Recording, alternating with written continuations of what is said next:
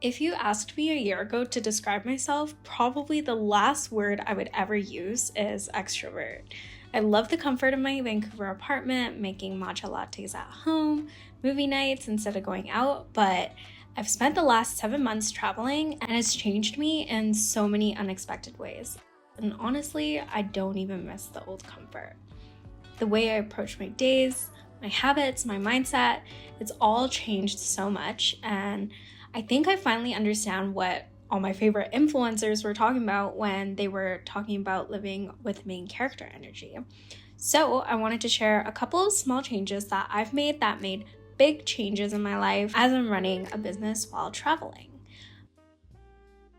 First, movement has been a non-negotiable. We've been training for a marathon for the last 6 months. Not only does that mean a lot of running, but I've also been doing a lot of yoga and stretching. I think everyone talks about the schedule or discipline when it comes to running, which is obvious, but I think what really surprised me is how many genuine, amazing friends I've made. At the start of my running journey, I was really insecure about my running and I never wanted to join run clubs for fear of being at the end of the pack, but after forcing myself to join 6 a.m. run clubs in Bali and in Thailand, I can confidently say it's one of the most underrated hacks for meeting people while staying fit traveling.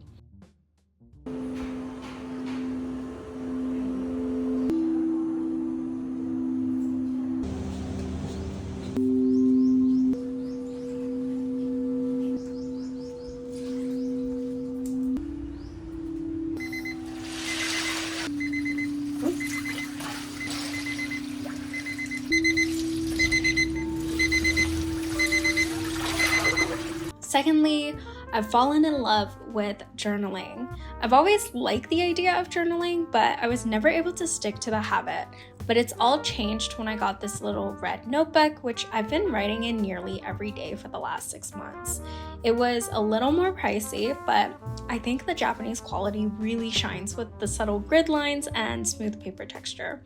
I never thought that I'd switch from my classic Muji notebooks, but I will be linking it down below.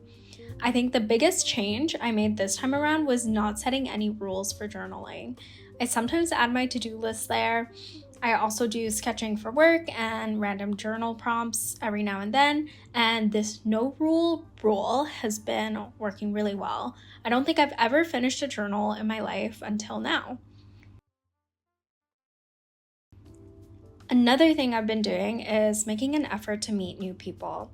I used to tell myself that I'm not a people person, but this year I decided that I wanted more close friendships in my life.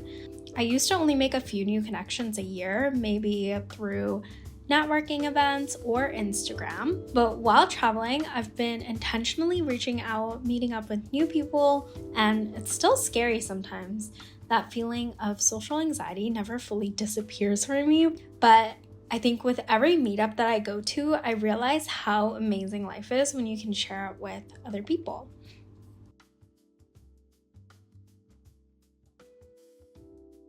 Work has been thriving in its own way too.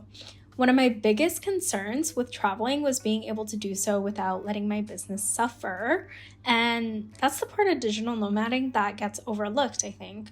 It's not just about travel or adventure. Honestly, I don't really do anything that adventurous, but for me, it's all about the freedom to build a life that fits me. Yes, there are downsides. Yes, it does get glamorized, but for me, this past year has been nothing but inspiring. Whenever I meet new people, I notice that I'm often saying, I love what I do, I love the people I work with, and I love my lifestyle, and I don't think I've ever felt this kind of alignment before. Whether it's my daily interactions with people in Vietnam or trying out new food, every little detail about my day brings a new spark to my life and also creativity. And picking up running, starting a journal, and saying yes to coffee dates, those weren't overnight changes, but I did change over time. Do I feel like I have everything in life figured out? Absolutely not. But what I can say is that for once, I feel like I'm on the right path, and I hope you'll follow along to see my journey.